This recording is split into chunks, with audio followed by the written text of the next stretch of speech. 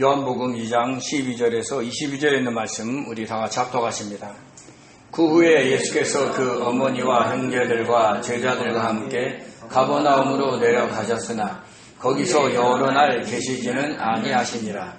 유대인의 유월절이 가까운지라 예수께서 예루살렘으로 올라가셨더니 성전 안에서 소와 양과 비둘기 파는 사람들과 돈 바꾸는 사람들이 앉아있는 것을 보시고 노끈으로 채찍을 만드사 양이나 소를 다 성전에서 내쫓으시고 돈 바꾸는 사람들의 돈을 쏟으시며 상을 엎으시고 비둘기 파는 사람들에게 이르시되 이것을 여기서 가져가라. 내 아버지 집으로 장사하는 집을 만들지 말라 하시니 제자들이 성경 말씀에 주의 전을 사모하는 열심히 나를 삼키리라 한 것을 기억하더라. 이에 유대인들이 대답하여 예수께 말하기를 내가 이런 일을 행하니 무슨 표적을 우리에게 보이겠느냐. 예수께서 대답하여 이르시되 너희가 이 성전을 헐라. 내가 사흘 동안에 일으키리라. 유대인들이 이르되 이 성전은 46년 동안에 지었거늘 내가 3일 동안에 일으키겠느냐 하더라. 그러나 예수는 성전된 자기 육체를 가리켜 말씀하신 것이라. 죽은 자 가운데서 살아나신 후에야 제자들이 이 말씀하신 것을 기억하고 성경과 예수께서 하신 말씀을 믿었더라. 아멘. 기도합니다.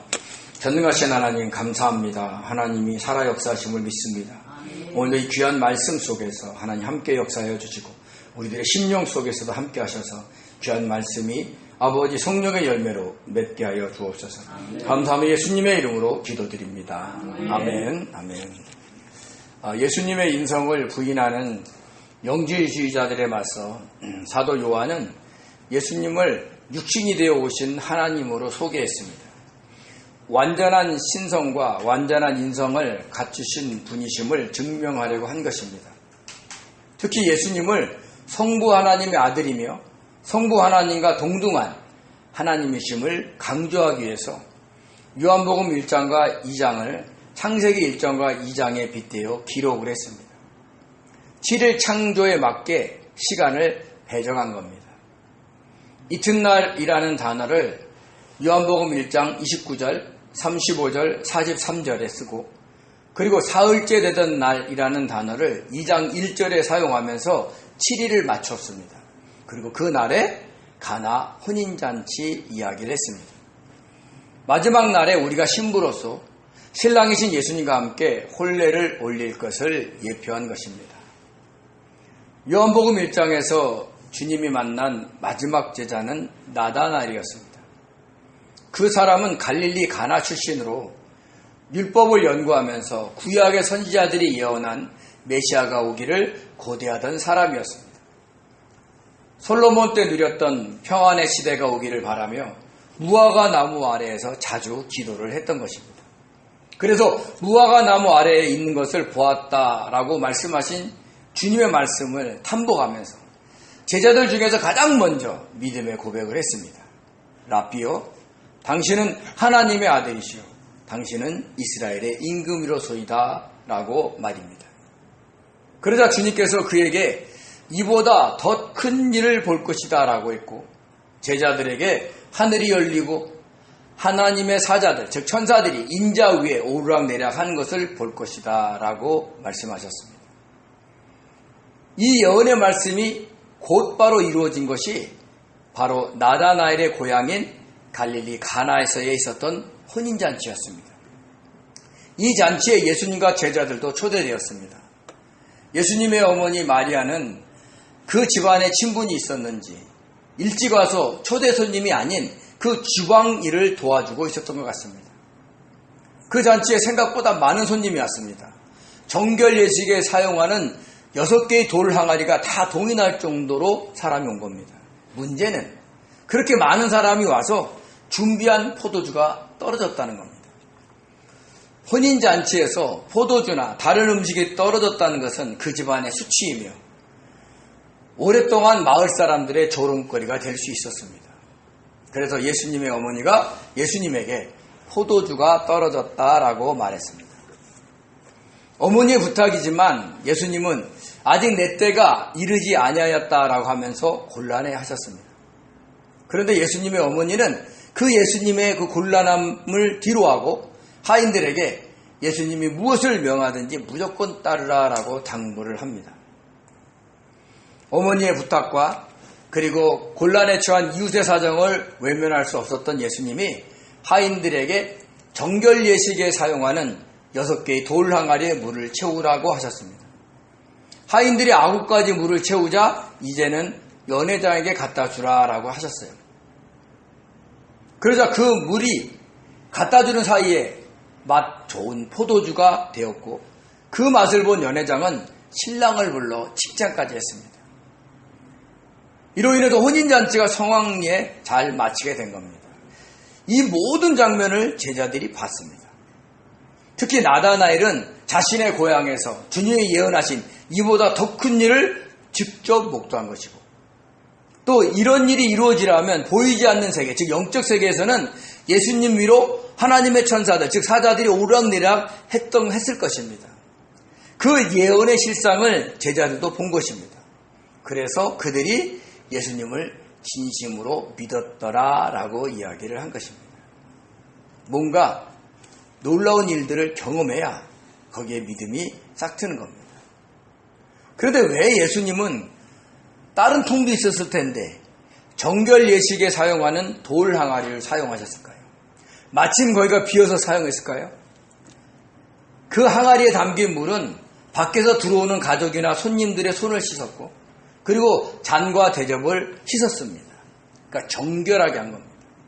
즉 예수님을 믿고 생수에 강해진 성령으로 세례를 받아서 정결하게 된 모든 성도들의 죄를 사하시고 구원하시기 위해서 흘리실 자신의 피를 예표하신 겁니다. 그 일이 있은 후에 예수님은 어머니와 형제들과 제자들과 함께 가버나움으로 내려갔지만 그렇게 오래 머물지는 않으셨습니다. 우리 요한복음 2장 12절 13절 같이 읽겠습니다. 그 후에 예수께서 그의 어머니와 형제들과 제자들과 함께 가버나움으로 내려가셨으나 거기에 여러 날 계시지 아니하시니라. 유대인의 유월절이 가까운지라 예수께서 예루살렘으로 올라가셨더니. 아멘, 아멘. 여기서 지도를 보면 여기가 갈릴리 부근입니다. 원래는 이렇게 세로로 놔야 되는데 지금은 가로로 되어 있어요. 그리고 가나가 여기입니다. 그리고 가버나움은 갈릴리 바다 북쪽에 위치해 있습니다. 근데 가나가 좀 높아요. 그래서 가나에서 가버나움으로 내려갔다라고 표현을 한 것입니다. 가버나움은 어떤 곳이냐? 가버나움은 나움의 마을, 위로의 마을이라는 뜻이 있고 갈릴리 호수 북쪽에 있는 성읍이었는데 로마 군대가 주둔을 하고 세관이 있을 정도로 큰 성읍이었습니다. 그 가버나움 세관에서 일하고 있던 마태를 주님이 부르시기도 했습니다. 그리고 이곳에서 백부장의 중풍병 걸린 아이, 열병으로 알아놓은 베드로의 장로, 들것에 실려온 중풍병자, 왕의 신하의 아들 등 정말 많은 치유의 사건을 일으키셨어요. 그리고 또한 복된 말씀을 전하셨습니다. 이처럼 이곳은요, 예수님께서 공생애 동안 복음 사역의 근거지로 사용을 하셨던 곳입니다. 근데 안타깝게도 그 곳 사람들은 불신앙과 교만으로 인해서 예수님의 저주를 받기도 했습니다. 우리 마태복음 11장 23절 24절 같이 읽겠습니다. 가버나움아 내가 하늘에게까지 높아지겠느냐 음부에게까지 낮아지리라. 내게 행한 모든 권능을 소돔에게 행하였더라면 그 성이 오늘까지 있었으리라. 내가 너희에게 이르노니 심판날에 소돔 땅이 너보다 견디기 쉬우리라 하시니라. 아멘, 아멘. 로마 군대가 주둔할 정도로 도시가 발달된 거예요. 상업이 발달한 겁니다. 근데 이상하게 이렇게 상업이 발달되면 복음을 잘 받아들이지 않고 부유하게 삶으로 사람들이 교만합니다. 그래서 예수님의 저주를 받았는데 그 정도가 얼마나 심했냐면 옛날에 유황불로 멸망한 소돔에 빗대어 얘기한 거예요. 소돔은 어떻게 돼요? 음란의 도시입니다. 그보다도 더 타락했다는 거예요. 그래 가버나움이 음란했을까요? 소돔처럼 음란한 도시였나요? 물론 그런 면도 있을 거예요. 그런데 그들에게 가장 궁극적인 단점이 뭐냐? 교만하다는 거예요. 잘 산다는 게. 문명이 발달하면 발달할수록, 그래서 잘 살면 살수록 스스로 해결할 수 있는 것이 많아지기에 복음을 잘 받아들이지 않는 겁니다. 주님을 간절히 찾는 일이 없기에, 그리고 이 땅에서 영원히 행복하게 살 것 같기에 복음을 받아들이지 않는 겁니다. 옛날 우리나라가 어렵게 살 때 복음이 참 잘 전달됐습니다. 왜요? 아픈 사람 기도해주고 낫기도 하고 놀라운 역사가 일어나죠. 요즘 아픈 사람은 기도받나요? 병원 가나요? 요즘은 다 병원 갑니다. 그리고 이제 목사님의 기도에 큰 기대를 하지 않습니다. 왜? 의사가 치료해 줄 거니까요. 지금은 엄청난 문명의 발달 속에 살고 있어요.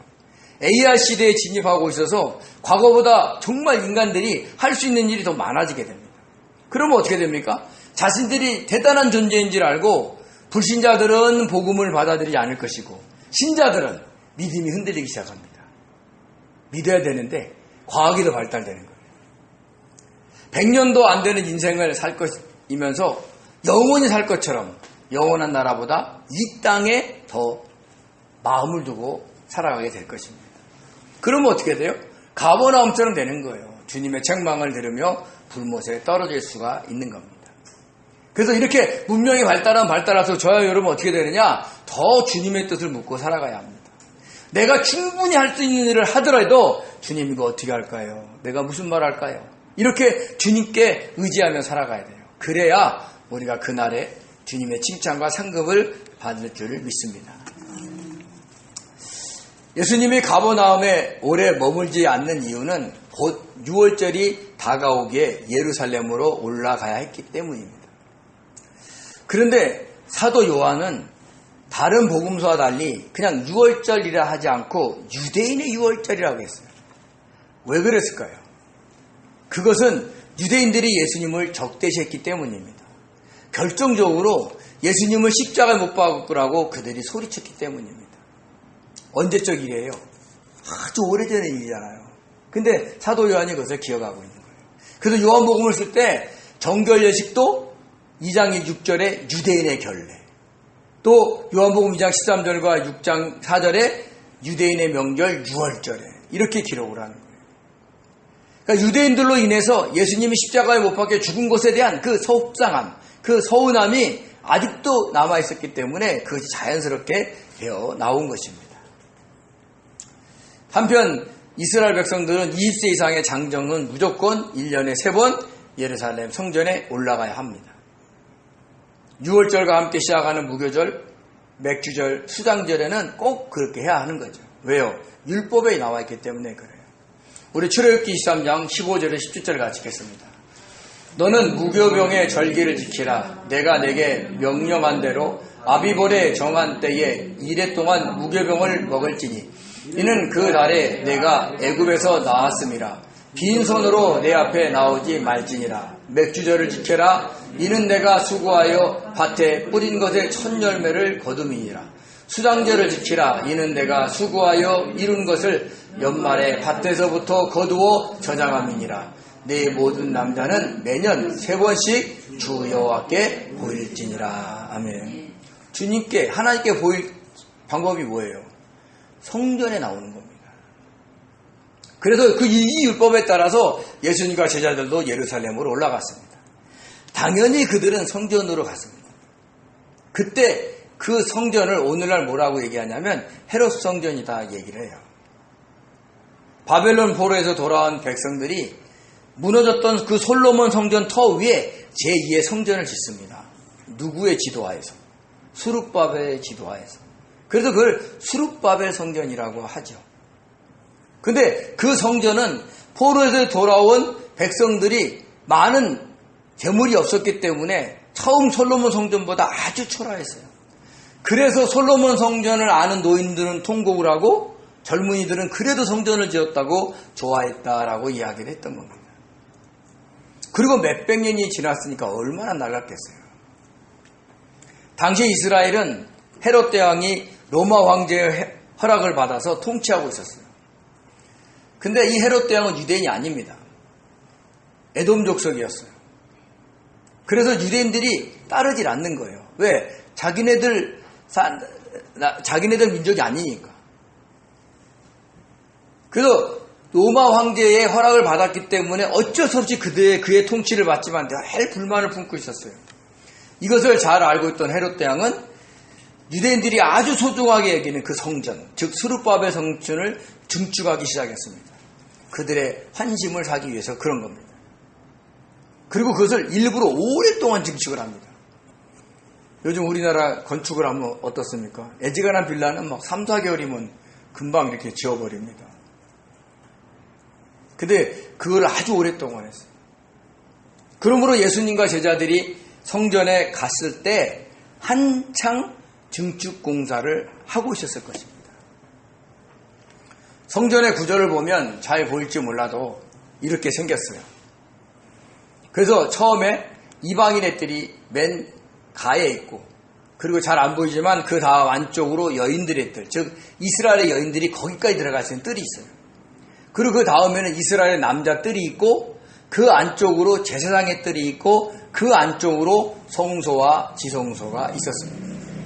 이방인의 뜰은 하나님을 안 믿는 이방인들이 들어올 수 있는 곳이에요. 어쩌면 이방인들이 하나님께로 나갈 수 있는 최종 지점이자 동시에 다른 뜰로는 넘어갈 수 없는 경계지역이었던 겁니다. 여기서 소와 양과 비둘기를 파는 장사꾼과 환장상들이 즐비했던 것입니다. 우리 요한복음 2장 14절 10절에 같이 읽겠습니다. 성전 안에서 소와 양과 비둘기 파는 사람들과 돈 바꾸는 사람들이 많이 앉아 있는 것을 보시고 노끈으로 채찍을 만드사 양이나 소를 다 성전에서 내쫓으시고 돈 바꾸는 사람들의 돈을 쏟으시며 상을 엎으시고 비둘기 파는 사람들에게 이르시되 이것을 여기서 가져가라. 내 아버지의 집으로 장사하는 집을 만들지 말라 하시니 제자들이 성경 말씀에 주의 전을 사모하는 열심히 나를 삼키리라 한 것을 기억하더라. 아멘. 아멘. 성경 청결 사건은요, 사복음서에 다 기록됩니다. 근데 공간복음과 달리 요한복음은 다르게 표현을 했어요. 공간복음에서는 매매하는 자, 장사하는 자라고 표현했는데 요한복음에서는 아주 구체적으로 소와 양과 비둘기 파는 사람이다 라고 표현을 한 겁니다. 20세 이상 장정들은 하나님께 제사를 드리기 위해서 소나 양이나 비둘기를 가지고 와야 했습니다. 예루살렘에서 가까이 사는 백성들도 있었겠지만 저 북쪽에, 즉 갈릴리 이후에 변방에 있는 사람도 있었고 또 타국에 있던 유대인들도 있었습니다. 그 먼 곳에서 소나 양을 끌고 온다면 아무리 흠없는 짐승이라 할지라도 끌고 오는 과정에서 흠이 생길 수밖에 없었던 겁니다. 그래서 이런 불편을 해소하기 위해서 제사장들이 예루살렘 인근 산에서 짐승을 길러서 교환을 해주거나 판매를 하기 시작했습니다. 그러다가 점점 짐승을 가지고 오는 게 불편하잖아요. 잘 따라오는 짐승도 있지만 말 안 되는 짐승은 힘들어요. 그래서 이제 점점점 돈으로 사서 제사를 드리기 시작을 했습니다. 근데 지금은 그 예루살렘 부근의 산에서 매매하는 게 아니라 아예 이방인의 뜰이 장사하는 곳이 된 겁니다. 그러니까 성전 안으로 들어온 겁니다. 아무리 헤롯 성전을 크게 지었다 할지라도 수십만의 사람들이 몰려와서 소와 양을 샀으니까 성전이 조용했겠어요? 돛대비시장 같이 그냥 엉망이었겠습니까? 아마 우시장도 그런 우시장이 없었을 겁니다. 거기에다가 20세 이상의 장정들은 성전세를 내야 돼요. 반세기를 내야 했는데 당시 화폐에는 로마 황제 얼굴이 새겨져 있어서 그것이 우상을 섬기는 것이기 때문에 받질 않았고 두로 화폐로 받았어요. 근데 두로 화폐를 받는 이유가 있었는데 두로 화폐가 만들 때의 그 은이 정량이 들어간 거예요. 다른 화폐는 약간 모자랐는데 두로 화폐만 은이 꽉 차 있었던 거예요. 요즘 미국의 트럼프 대통령이 화폐에 자기 얼굴을 막 집어넣잖아요. 그러니까 독재자는 막 자기를 알리고 싶어 하는 거예요. 그래서 당시 동전에도 로마 황제의 얼굴들이 있었던 거예요. 그런데 이런 장사를 경영하는 사람이 앞에서는 장사꾼이 하는데 실제적으로 누가 있느냐? 대제사장들과 그리고 그 유대인들의 사회를 이끌고 있는 지도자들, 즉 사내들인 공회에서 이것을 주관을 했습니다.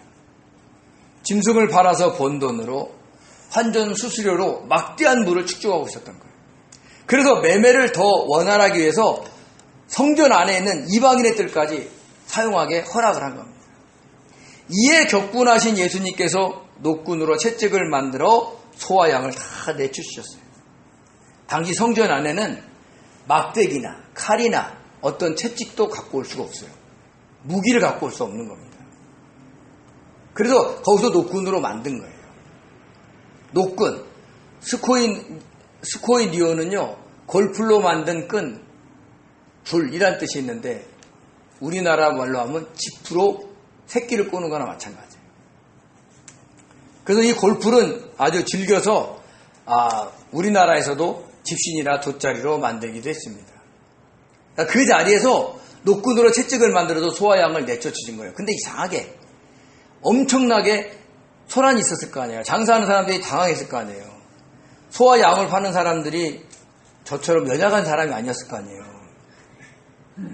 등치가 막 하마 같은 사람이었을 거 아니에요.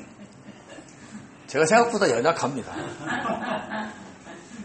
안 믿는 것 같은데 믿으시기 바랍니다. 근데 자기네들 소와 양을 막 채찍을 때려서 내쫓는데 그들이 가만히 있어요. 여기서 대들었다는 기록이 없습니다. 왜 그럴까요? 그들도 그것이 잘못됐다는 걸 안 거예요. 아는데 대제사장이 허락했으니까 장사가 쉬우니까 그렇게 한 것입니다. 그리고 돈 바꾸는 사람들의 돈을 쏟으시고 상을 엎어버렸어요. 그래서 이방인의 뜰에는 막 여기저기서 동전이 막 굴러다녔을 거예요. 그러면 사람들이 가만히 있을까요? 그 죽느라고 막 난리가 났을 겁니다. 성전이 대소동이 일어난 거죠. 비둘기 파는 사람들은 가져가라 그랬어요. 왜? 비둘기를 세장에 두고 있었으니까. 그러면서 하는 말이 내 아버지의 집으로 장사하는 집으로 만들지 말라라고 얘기한 겁니다.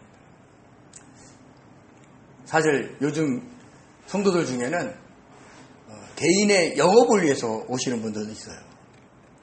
처음 신앙은 그럴 수 있어요.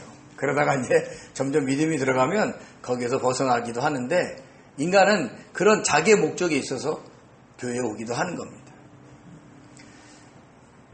근데 하나님의 성전으로 장사하는 집을 만들지 말라고 해도 충분했는데 예수님이 그 하나님의 성전이라는 단어를 안 쓰고 내 아버지 집이라는 단어를 씁니다.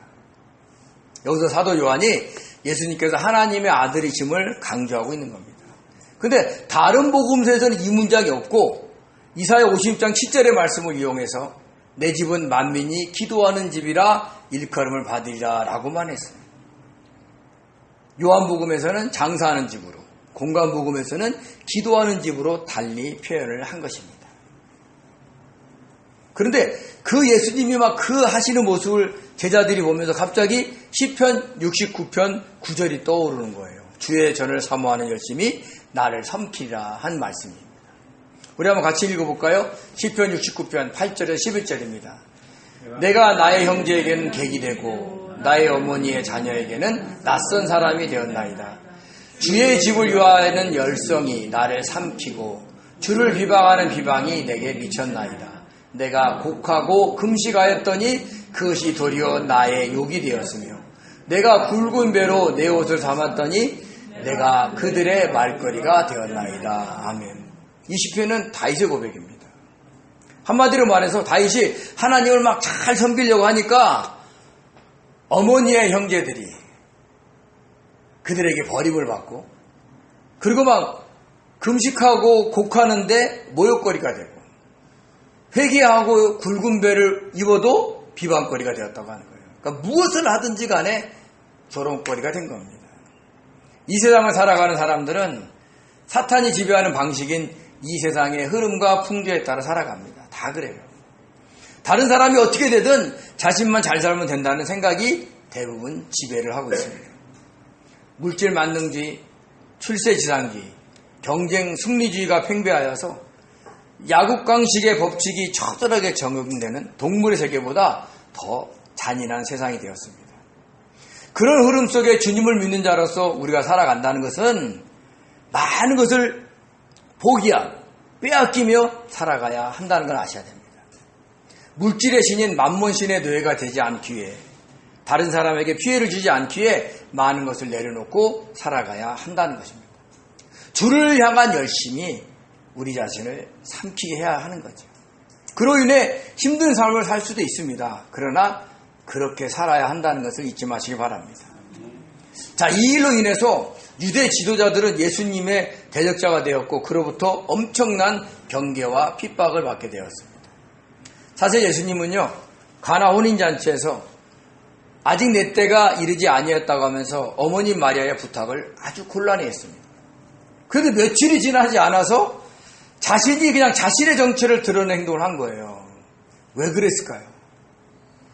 성전에서 매매하는 모습이 너무 화가 나가지고 거룩한 분노로 폭발해버린 겁니다. 그러니까 자신의 때가 아닌 것을 알고 감춰야 되는데 너무 화가 나셔가지고 그 분노를 표출해버리신 거죠. 한바탕 소동이 벌어지자 유대 지도자들이 이 일을 알게 되었고 그들 중에 몇 명이 예수님께 대들었습니다. 우리 요한복음 2장 18절에서 21절 같이 읽겠습니다. 이에 유대인들이 대답하여 예수께 말하기를 내가 이런 일을 행하니 무슨 표적을 우리에게 보이겠느냐. 예수께서 대답하여 이르시되 너희가 이 성전을 헐라 내가 사흘 동안에 일으키리라. 유대인들이 이르되 이 성전은 46년 동안의 지었건을 내가 3일 동안에 일으키겠느냐 하더라. 그러나 예수는 성전된 자기 육체를 가리켜 말씀하신 것이라. 아멘. 여기서 대답하다의 헬라어 아포크리노는 대답하다, 말하기 시작하다 라는 뜻이 있고요. 말하다의 에포는 말하다, 대답하다, 명령하다 라는 뜻이 있습니다. 대부분 이 단어를 함께 쓴다는 것은 어떤 일에 대해서 강력하게 요구하거나 항변할 때 관용적으로 쓴 표현입니다. 그래서 공동 번역에서는 예수님께 대들었다라고 번역을 했습니다. 소와 양을 다 내쫓고 환전상을 뒤엎으며 비둘기 3장을 가져가라고 하면서 내 아버지 집으로 장사하는 집으로 만들지 말라고 소리친 예수님에 대해서 아주 대들면서 말한 겁니다. 그러면서 이런 일을 행할 수 있는 무슨 표적을 보이다 라고 이야기를 한 거죠. 선지자라는 표적을 보이고 내 아버지 집이라고 했으니까 하나님의 아들인 표적을 보이라고 한 겁니다. 그들이 이렇게 요구한 것은요, 참 선지자와 거짓 선지자를 구별하라는 율법의 말씀에 입각한 겁니다. 우리 신명기 18장 22절입니다.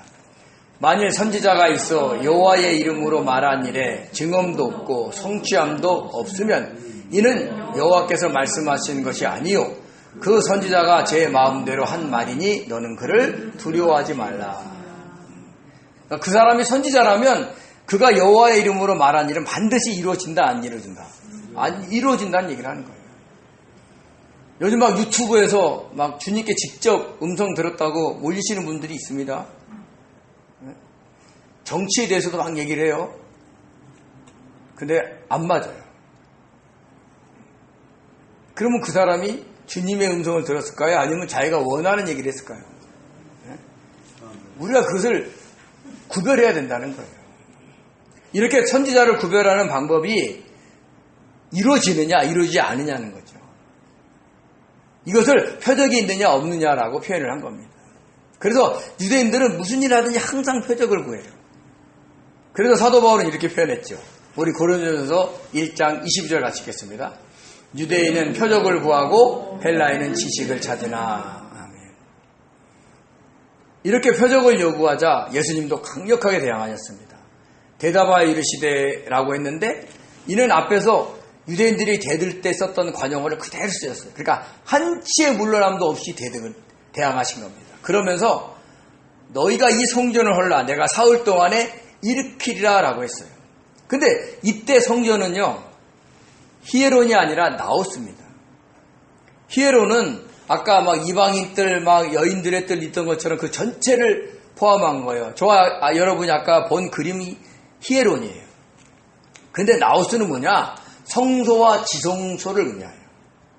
옛날에 보면 성막 울타리 빼고 그 안에 있는 것처럼 그거만 이야기를 하는 겁니다. 예수님은 그것을 헐라라고 얘기를 한 거예요. 그러자 유대인들이 대답하기를 이 성전은 46년간 지었는데 어떻게 내가 3일 동안에 일으키겠느냐라고 반문합니다. 자, 여기서 우리 한 가지 살펴봐야 돼요. 공관복음에서는 이 성전 청결 사건을 마지막 사역인 그 고난주간 때 있은 걸로 기록합니다. 그 반면에 요한복음은 예수님의 초기 사역 때 이 청결 사건이 있었다라고 기록을 하고 있습니다. 그래서 이 성전 청결 사건이 한 번 있었느냐, 두 번 있었느냐로 논쟁이 굉장히 많았어요. 지금도 한 번 있었는데 사도 요한이 요한복음을 기록하면서 앞부분에 배치했다라고 주장하는 분들도 많고, 공관복음의 초기와 말기에 두 번 있었다라고 주장하는 목회자들도 많습니다. 그게 주장이에요. 법칙이 아닙니다. 저는 개인적으로 후자로 봅니다. 두 번 있었다고 봅니다. 왜냐하면 유대인들이 한 말에 의해서 그 단서가 있기 때문입니다. 헤롯 대왕이 유대인의 환심을 사기 위해서 스룹바벨 성전을 증축한 것이 BC 20년경이에요. 그리고 완공은 헤롯 대왕이 죽은 한참 후 AD 64년경에 완성이 됐습니다. 약 85년간을 증축한 거예요. 엄청난 큰 공사입니다. 근데 여기서 유대인들이 이 성전이 46년 동안 지었건을 하고 얘기한 거예요. 그러니까 헤롯 대왕이 짓기 시작해서 46년이 된 거예요. 그러면 AD 26년이 됩니다. 근데 예수님이 원래 BC와 AD는 예수님이 태어나신 걸 기점으로 세웠다고 얘기했는데 실제적으로 계산이 잘못돼가지고 예수님은 BC 4년경에 태어나셨어요. 그러니까 AD 1년이 몇 살이에요? 4살인 겁니다. 그리고 AD 26년이면 예수님이 몇 살이요? 30세인 거죠. 예수님은 30세에 공생애를 시작하시고 3년 동안 수많은 기적과 이적을 일으키시고 복음을 전하시면서 33세에 십자가에 못 박혀 죽으시고 부활승천하셨습니다. 그러니까 그러므로 유대인들이 말한 46년의 말이 맞다면 예수님이 30세쯤에 이 성전 청결 사건을 한 거예요. 그러니까 사역 초기에 이 일을 이루신 겁니다. 가나 혼인잔치에서 아직 내 때가 아니라고 하셨는데 예루살렘 성전에 와서 보니까 너무 엉망이라서 거룩한 분노가 일어나 성전을 청결하게 한 거예요. 그래서 공관복음의 내용과 많이 다릅니다. 이렇게 사역 초기에 성전을 청결케 하셨지만 대제사장과 사내들인 공의에서 막대한 수입을 포기하지 못하고 그 후로도 계속해서 성전에서 매매하도록 했던 것입니다. 이에 마지막 사역에서 분노하신 예수님께서 고난주간에 한 번 더 성전을 청결하게 하시면서 여기서는 초기에는 내 아버지 집을 장사하는 집으로 만들지 말라고 했던 말보다 더 나아가서 내 집은 만민이 기도하는 집인데 너희가 강도의 소굴로 만들었다라고 강력하게 책망을 하신 겁니다. 우리 마태복음 21장 13절 같이 읽겠습니다. 그들에게 이르시되 기록된 바 내 집은 기도하는 집이라 일컬음을 받으리라 하였거늘 너희는 강도의 소굴을 만드는도다 하시니라. 아멘. 나사렛 온 청년이 내 아버지의 집을 장사하는 집으로 만들지 말라고 했는데 그때는 여호와의 성전을 내 아버지 집이라 모욕했다고 죽이려고는 하지 않았어요. 아직 예수님에 대해서 몰랐기 때문에 그들이 경계는 했는데 죽일 정도는 아니었던 거예요. 근데 3년간 예루살렘과 막 갈릴리를 오가면서 많은 이적과 기적을 일으키고 놀라운 말씀을 전했으니까 두 번째 청결 사건에서는 어떻게 돼요? 그들이 죽이려고 했던 겁니다. 한편 예수님은 너희가 이 성전을 헐면 내가 사흘 동안에 일으키겠다라고 하셨습니다. 그런데 뭐라고 표현했냐면 예수님은 성전된 자기 육체를 가리키셨습니다 라고 얘기한 거예요. 만약에 눈에 보이는 헤롯 성전을 헐라고 하셨다면 다시 짓겠다라는 뜻으로 오이코도메라는 헬라어를 써야 했습니다. 근데 여기서 뭐라고 얘기하냐면 일어나다, 일어서다, 죽은 자를 일으키다, 즉 부활하다라는 헬라어 에게이로를 썼습니다. 즉 이때부터 주님은 이미 부활에 대해서 말씀하고 계시는 거예요. 실제로 제자들은 예수님이 부활하신 후에야 이 말씀을 기억하고 믿었다라고 했습니다. 우리 요한복음 2장 22절 같이 읽겠습니다. 죽은 자 가운데서 살아나신 후에야 제자들이 이 말씀하신 것을 기억하고 성경과 예수께서 하신 말씀을 믿었더라. 아멘, 아멘. 가나 혼인잔치에서는 표적을 행하시는 예수님을 믿었고, 부활하신 후에는 성전 청결 사건 때 하신 말씀을 기억하고 믿은 것입니다. 그러니까 제자들의 믿음이 점점 강해지고 있는 거죠. 여기서 예수님은 자신을 성전된 자기 육체라고 했습니다. 예수님이 육신이 되어 오신 것은 성전이 오신 거예요. 성전이 어떤 곳이에요? 하나님이 임재하시는 장소입니다. 과거 광야에서 이스라엘 백성들과 함께 계시기 위해서 성막을 지으라고 하셨고, 그것이 솔로몬 성전으로, 스룹바벨 성전으로 된 것입니다. 그 성전이 중축되어 헤롯 성전이 되었는데, 아예 예수님께서 하늘에서 성전이 되어 오신 거예요. 성전이면 어떻게 돼요? 하나님의 임재가 가장 충만한 곳입니다. 어떻게 그렇게 됐을까요? 하나님과 예수님과 성령이 하나이시기 때문이죠. 그러니까 예수님 자체가 성전이라면 예수님의 하나님의 임재가 가득한 상태를 의미하는 겁니다. 그리고 그 예수님이 부활 승천하시면서 누구를 보내세요? 다른 보혜사인 성령을 보내시죠. 그럼 그 이후로는 우리가 성전이 된 거예요. 지금 막 예루살렘에서 제3성전을 짓겠다고 난리예요. 성전이 있었던 곳에 이슬람 사원이 있거든요. 그거를 갖다가 없애버리면 3차 세계대전이 일어납니다. 그것도 불사해서 성전 세우겠다고 지금 막 법궤도 만들고 촛대도 만들고 막 진설병 떡상도 만들고 난리예요. 근데 저 개인적인 믿음으로는 제3전은 없습니다. 이제 눈에 보이는 성전은 없어요. 그래서 사도 바울이 이렇게 말한 겁니다. 우리 고린도서 3장 16절 17절 같이 읽겠습니다. 너희는 너희가 하나님의 성전인 것과 하나님의 성령이 너희 안에 계시는 것을 알지 못하느냐. 누구든지 하나님의 성전을 더럽히면 하나님이 그 사람을 멸하시리라. 하나님의 성전은 거룩하니 너희도 그러하니라. 아멘, 아멘. 우리가 예수님을 믿으면 그 순간 다른 보혜사인 성령이 내주하십니다. 우리 안에 거하시는 거죠. 하나님이 거하시면 여기가 어디예요? 성전인 거예요. 성령이 거하셨다는 건 뭐예요? 성부, 성자, 성령이 함께 계신다는 얘기를 하는 겁니다. 그런데 사도 바울은 그 성전을 더럽히지 말라고 한 거예요. 예수님이 소와 양을 내쫓으시고 환전상을 엎으시고 비둘기를 가져가라고 하면서 거룩하게 하신 것처럼 우리 안에 있는 심령 성전도 정결하게 하라고 이야기를 하고 있는 거죠. 그럼 어떻게 해야 정결하게 할 수 있을까요? 많은 경우와 그에 따른 방법이 있겠지만 오늘 본문에 입각해서 살펴보면 자기의 이익을 위해서 하나님을 이용하지 않아야 하는 거예요. 대제사장과 사내들인 공회가 백성들이 편하게 하나님께 제사 드리라고 소와 양과 비둘기를 팔고 환전을 해 주었지만 결국 그 과정에서 자신들의 이익을 극대화하려고 했던 겁니다. 백성들 앞에서는 너희들을 편하게 한 거야. 그리고 뒤로는 돈을 벌고 있었던 거죠. 한마디로 말해서 하나님을 속이고 백성들도 속인 겁니다. 예수님께서 나다나엘에게 뭐라고 그랬어요? 이는 참으로 이스라엘 사람이라 그 속에 간사한 것이 없다. 속이는 게 없다는 거예요. 이처럼 예수님은 모든 사람의 속을 다 꿰뚫어 보십니다. 나다나엘 속에 하나님과 다른 사람을 속이려는 마음이 조금도 없었던 걸 보신 거예요. 그것이 바로 성전 청결케 하는 기초입니다. 자기의 이익을 위해서 하나님을 섬기지 마시기 바랍니다. 자기의 이익을 위해서 성도들을 이용하지 마시기 바랍니다.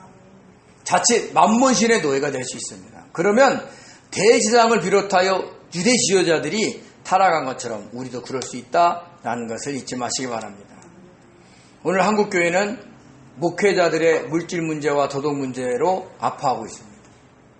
비단 목회자뿐만 아니라 성도 모두가 이 문제에서 자유롭지 못합니다. 저와 여러분도 마찬가지죠. 근데 잊지 않아야 될 것은 저와 여러분이 하나님의 성전이라는 거예요. 그래도 항상 자신의 마음을 돌아보면서 자기의 심령 성전이 청결하게 있는지 아닌지를 살펴봐야 됩니다. 누구를 속이고 있지는 않는지, 어떤 일로 인해서 두려워하고 불안해하고 있지 않는지, 허황된 생각으로 게을르게 살아가고 있지 않는지. 그러니까 무언가 예수님께 보여드리기 불편한 것이 있다면 그것을 다 내쫓으시기 바랍니다. 나가라고 해야 돼요. 근데 나갈 때 어떻게 됩니까? 나가라 그러면 얘네들이 알겠습니다 하고 나갑니까? 안 나갑니다. 그 방법이 뭐냐? 자기 안에 그런 것이 있다고 주님께 솔직하게 고백을 하고 성령께서 그 마음을 없애달라고 기도해야 하는 겁니다. 우리는 욕심과 욕망에 쌓여 있어서 스스로 해결하지 못합니다. 이것을 인정하고 예수님의 도우심을 구하면서 정결하고 거룩한 심령이 되기를 애써야 한다는 걸 잊지 마시기 바랍니다. 깨끗함을 할수록 어떻게 돼요? 하나님의 임재가 더 가득하게 돼요. 그러면 우리 주변에 어떤 일이 와도 두려워하지 않고 성실하며 감사하며 생활할 수 있게 되는 겁니다. 이 세상의 흐름에 빠지지 않아요. 다른 사람이 어떻게 살아가든 관심을 갖지 않아요. 그리고 전도서에서 말씀하신 것처럼 먹고 마시면서 수고하며 즐기는 것이 하나님의 선물인지를 알면서 감사하며 살아가게 된다는 겁니다. 부디 저와 여러분은 하나님의 성전입니다. 정결하게 된 성전으로 복된 삶을 사는 그런 귀한 성도님 되시기를 예수님의 이름으로 축원드립니다. 기도하겠습니다. 은혜로우신 하나님 감사드립니다. 저희들이 하나님의 성전입니다. 아버지, 우리의 성전을 정결하게 아버지 하나님이여 가꿀 수 있도록 저희들을 도와주시고 아버지 함께하여 주옵소서. 감사하며 예수님의 이름으로 기도드립니다. 아멘. 아멘. 감사합니다.